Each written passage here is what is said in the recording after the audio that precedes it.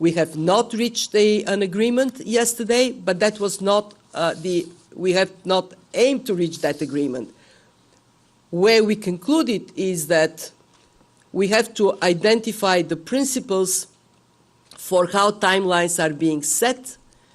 We have to accept that there will be case-by-case decision, but this case-by-case decision needs to be within defined timeline, defined parameters.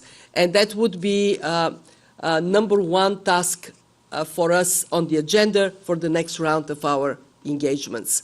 On lending into arrears. This is a question that many of you are asking, and I want to give you the best, the most accurate answer I can. It is an option today. We have a policy of lending into arrears. We actually applied this policy in the case of Suriname. What does it mean? It means that if any creditor is yet to come with financial assurances, we are not going to hold the country hostage to this creditor. However, there are two issues. The first one is when we lend into arrears, for the country, we are actually kicking the can down the road. We are not resolving fully the debt to a sustainable level. They still have this one or more creditors that are holding, and their debt issue has to be addressed. Secondly, there is always a risk that the country might opt, after having received a support from the fund, to pay this holdout creditor, creating potentially significant moral hazard and significant difficulties to implement a fund program. It is an option that we will use when we believe there is no way to do the best one, to be in plan A. And plan A is restructure the debt and give the country breathing space to grow. And I want to be very clear on that. We would not hesitate to use our policy if and when we think that there is absolutely no chance to reach the desired outcome, which is restructure the debt of the country. Okay. Let's turn now to Argentina. Paula. Where is Paula? Paula's right here in the front. Good morning.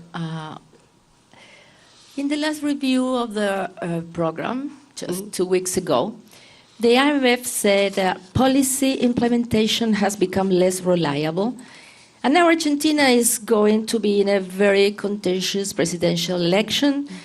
Are you confident the government will do what it takes to sustain the program, in particular to meet the fiscal targets? Thank you. Let me just recognize that in the second half of last year, the Argentine authorities have worked on bringing prudent management and meeting the targets of the program. And as you know, on March 31st, our executive board completed the fourth review of the program because of what the country has done. We also know that Argentina was hit by severe drought that has undermined the performance of the economy and is harming people in the country significantly.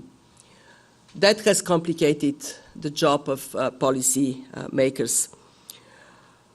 We have looked into the implications of this shock. We have partially accommodated those in the modification of the net international reserve accumulation target, but we recognize that we have a commitment from the government to continue to fine-tune policies in light of the conditions they find themselves into. And we will follow carefully on how successful they are. It is always about implementation, and it will continue to be about implementation in these very challenging circumstances. Great, very good. Let's, do we have a question on Africa? Maybe we turn to Africa? Yes, okay, let's take a question on Africa. I have Julien. Ghana, okay. Go Ghana. Let's go with Ghana. Let's go with Ghana, please. Let's go with Ghana, please. Very well. Thank you so much. MD, it appears that your outfit is putting out a strong case for Ghana, which is well appreciated. However, the 32 million people in Ghana right now are awaiting that announcement by your board. Please, where are we? Let me say that we have been in constant contact with the authorities in Ghana. We have worked very hard and very swiftly to have the program for Ghana, 3 billion support program for Ghana in place. We have been urging Ghana's creditors to act swiftly. My appreciation for also the proactive role of the Minister of Finance of Ghana in reaching out to creditors. We are expecting that next week there will be discussions among creditors, and I can tell you that I use every opportunity myself to urge them to act swiftly. Let's remember that Ghana, for a long time, has done really well to tap markets to finance its growth path. It has been like all innocent bystanders hit by COVID, hit by the war in Ukraine, and it has complicated domestically the ability to finance the budget. So a country that has long track record of sound macroeconomic management ought to be supported to return to markets. So our program is a bridge for Ghana, and to tell you the truth, I'm actually quite optimistic. I think Ghana is going to move. The creditors are going to move, and we are going to move swiftly. So I guess the short answer to you is stay tuned and stay positive. Okay, let's maybe go to this side of the room. Lady in the green in the very first row. I think right here, in the green, right here, first row. Anna. Thank you so much. My name is Tao Xu from the China Central Television. I have two questions. The first about your trip to China. As we know, you had visited China last month. So what impressed you most in this trip? Another is about China's economy. And what are your hopes and expectations for China's economy in the next 5 years? Thank you. Thank you very much for this question. I had a very fruitful visit to China. It gave me an opportunity to meet with Premier Li Qiang as well as other leaders and discuss the prospects for the world economy, for China's economy, as well as the importance China has in terms of supporting low-income countries. We had discussed here the topic of debt. That was one of the issues that I was very encouraged to hear from the Chinese leadership, a commitment to constructively engage and to do its part for the countries that are pressed to restructure their debt. We have been, you asked me what impressed me the most. What impressed me was the Premier Li Chang's very clear message on China continuing to reopen and pursue in pursuit of reforms that can strengthen the prospects for China's growth. I have seen how different it is when the economy reopens. And on that basis, to answer your second question, we see China this year rebounding quite strongly. Our projection is for 5.2% growth. When I will say that in China, the Chinese leadership would say, well, that's more than we are projecting. As you know, the domestic projection is for about 5%. We have been pleased to see this rebound of China, not only for China, of course for China, but also because of China's role in the world economy. China this year is going to contribute about 1/3 of global growth. We calculated that 1% more growth in China translates into 0.3% more growth for the economies that are connected to China. This being said, there are significant challenges, and we discussed those with the Chinese leadership. Still, the issue of how to handle real estate actions are being taken, but there may be more necessary. And also how to redirect the Chinese economy more towards domestic consumption. What policies can work in that regard? Okay, very good. While we're on Asia, let's maybe have a question on India. Gentleman right here, second row, in the middle. Thank you, Madam Managing Director. This is Lalit Jha from PTI, Press Trust of India. India, as you know, as G20 president, has taken a lead in collectively addressing most of the global economic challenges. How do you see those efforts by India? And secondly, Madam Managing Director, President Biden has nominated Indian-American Ajay Banga as the World Bank president. How do you see this appointment as, and what are the key issues that you would like to work with Mr. Banga as the World Bank president? Thank you for these questions. India is doing an excellent job in focusing the work of the G20 on what matters the most. What matters the most is to move through very complex policy challenges, comparing notes, and coming up with the right policy actions. What matters the most is to re-energize global growth. And here India brings its fantastic track record on digitalization and how digitalization can re-energize the economy.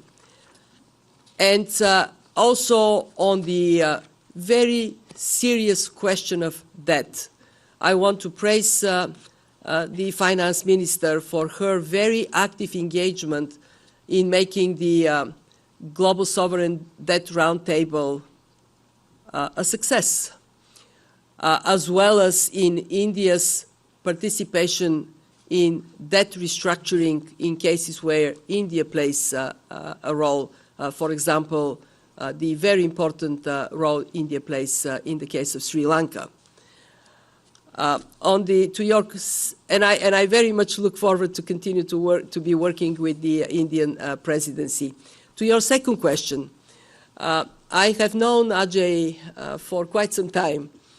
I think very highly of his leadership skills, but above all of the commitment to inclusion and opportunities for all that he has demonstrated throughout his life.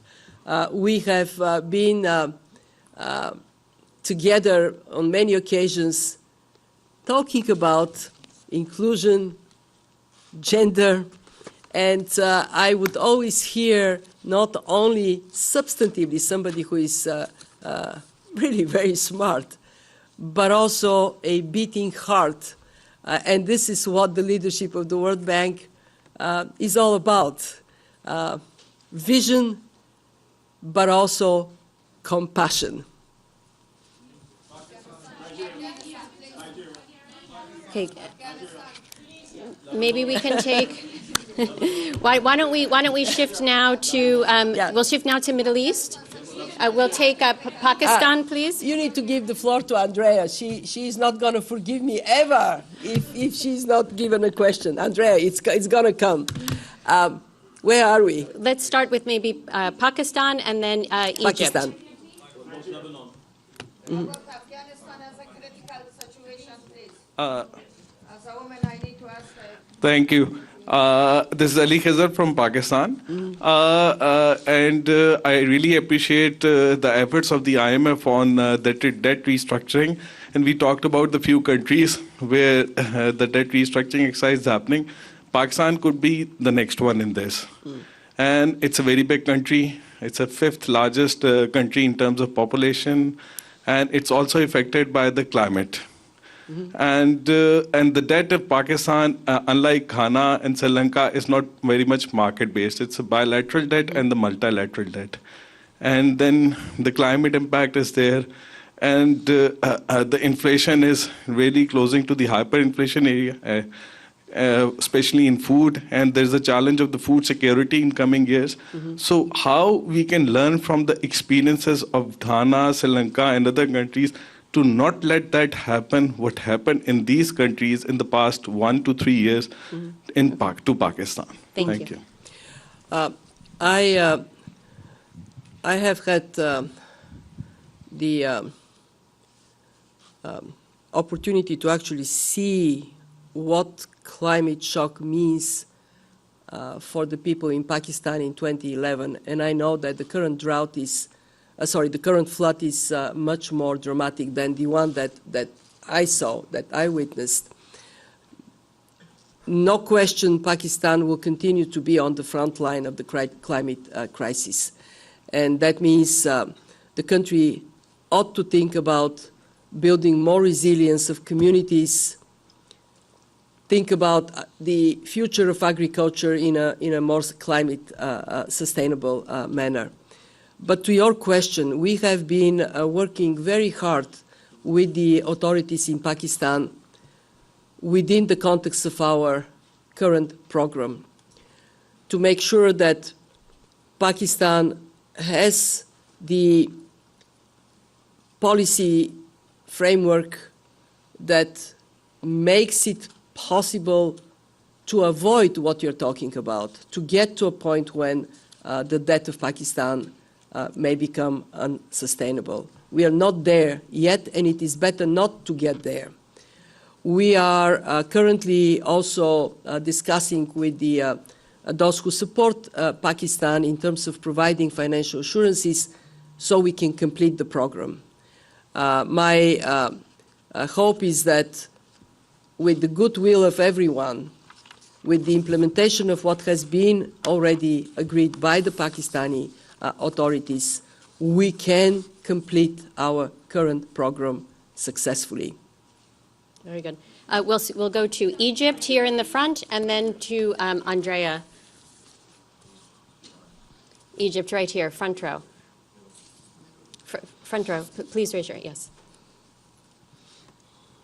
Thank you, Julie. Good morning, Mrs. Grigeva. I have 2 quick questions. As announced under the EFF program approved for Egypt in last December, the first review of the 3 billion loan deal was planned to be conducted on 15 of March, which paves the way for Egypt to receive the second tranche of the loan. So could you brief us on the updates on that? My second question is on debt crisis and inflation threat that place greater burdens on the developing countries. How the IMF does step up its efforts to back these countries, particularly with the huge financing gap these countries are experiencing. Thank you. Egypt, like so many of our members, has experienced the extraordinary pressures that come from the shocks of the last years. And in the case of Egypt, very high dependency on imports of grain from the area of the war had played a particularly severe role. We have agreed on a sound program that has three critical elements. One, exchange rate liberalization.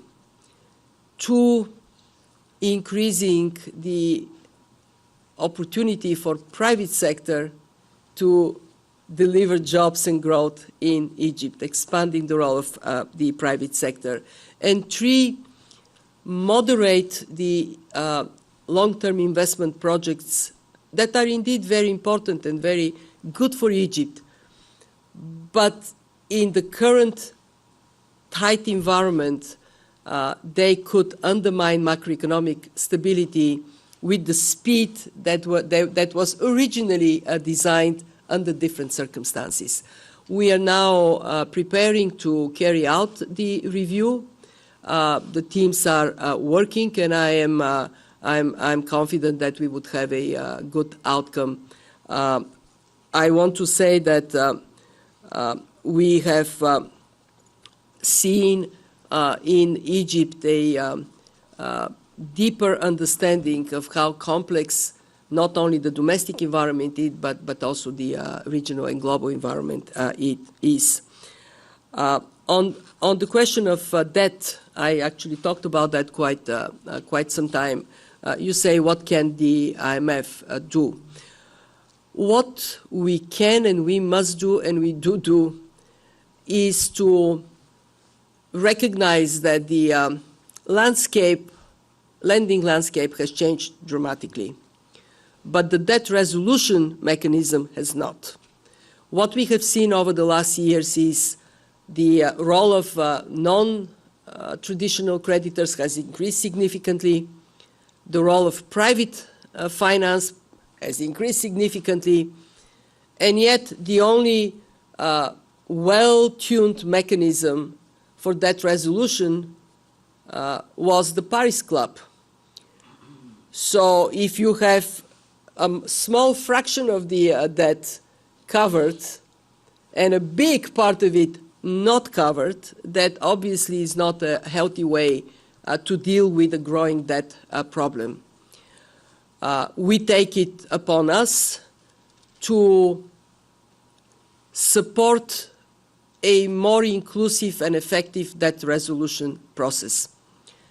We have, as you remember, President Malpass and myself urged the creation of the common framework.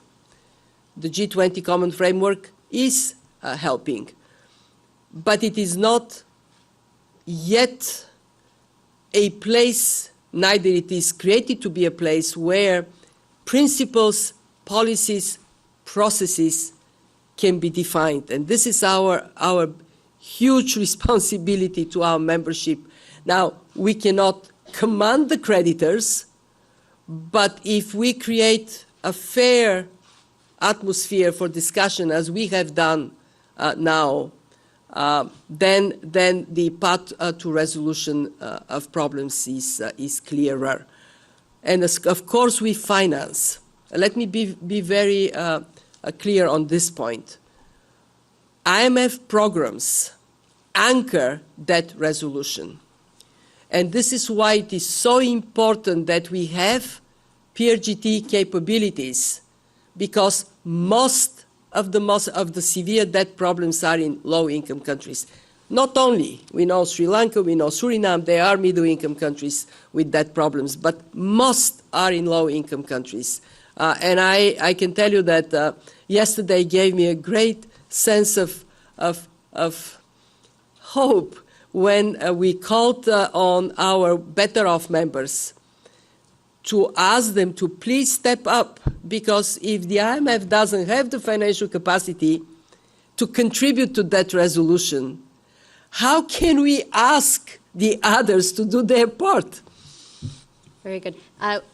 We're coming to the end, so we have one more question. Andrea will have the last question. Thank you so much. I wanted to ask you about fragmentation in the global economy. There's been a lot of discussion about friendshoring. These are initiatives that are underway here in the United States with partner countries. Yesterday, the G7 issued a statement that talked a lot about supply chains and about building bridges with low-income and middle-income countries to expand those supply chains. It sounds a lot like fragmentation. I mean, it sounds a lot like the world is splitting into camps, and you've warned about that. Can you just say something about the G7 initiative and whether you are concerned about that and what the implications will be? Thanks. Thank you, Andrea. What we have learned from COVID and then the war is that security of supplies and the reliable functioning of global supply chains is taking a new, higher priority seat in economic discussions and decision-making. And I regrettably have to recognize there is a reason for that. No more we can take peace for granted. Russia invading Ukraine is not only a tragedy for the Ukrainian people. It is a tragedy for the global community because it sends a message that defense expenditures have to go up, the peace dividend is gone, and that more reliance on, you call it friendship, I mean, whatever we call it, more reliability that has geopolitical dimension, not just economic dimension, is going to be sought. So, and then, of course, we also have the impact of globalization that didn't benefit everyone. We haven't been focused enough on those who were left out or behind from globalization. So there are reasons why what we see is happening. The question is, can we be more determined to enhance security of supplies, but not push the world that far that we are into a second Cold War? I believe it is possible, and actually I thought that the discussion around let's see how we can engage developing countries, how we can think about more vibrant division of labor globally, this is a good discussion. I am among those who know what are the consequences of a Cold War. It is loss of talent and contribution to the world. I don't want to see that repeated, and I think it is possible to avoid going there. We can have some costs. Remember our analysis, Andrea. It says trade fragmentation can cost us between 0.2% and 7%. That's a long way from here to there. So can we rationally accept there would be some cost, there would be some fragmentation, but keep this cost low? How can we do it? Well, there are two things. One, we have the institutions like the IMF that bring everybody around the same table. It is a place where we can build more common understanding and trust. Two, we have policymakers that ultimately need to defend the interests of their citizens. Well, if we fail to be more rational, then people everywhere would be worse off. Middle class in rich countries would pay a price as well. So a bit more cool-headedness in that process would take us a long way. Very good. And that was the end of our press conference, ladies and gentlemen. This does conclude. Yeah, thank you.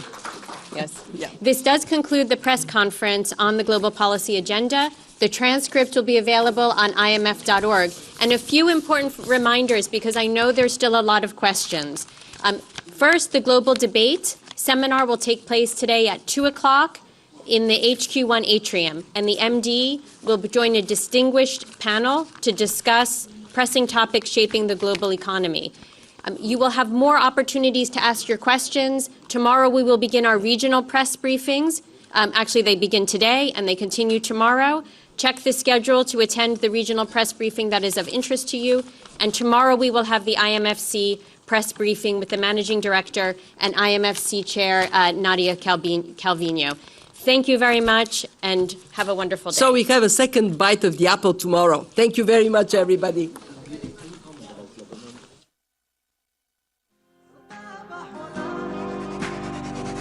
סורגים בצבע כסף, לימדת אותי את זה, את היית מלכת הנשק, אני הייתי על היצע,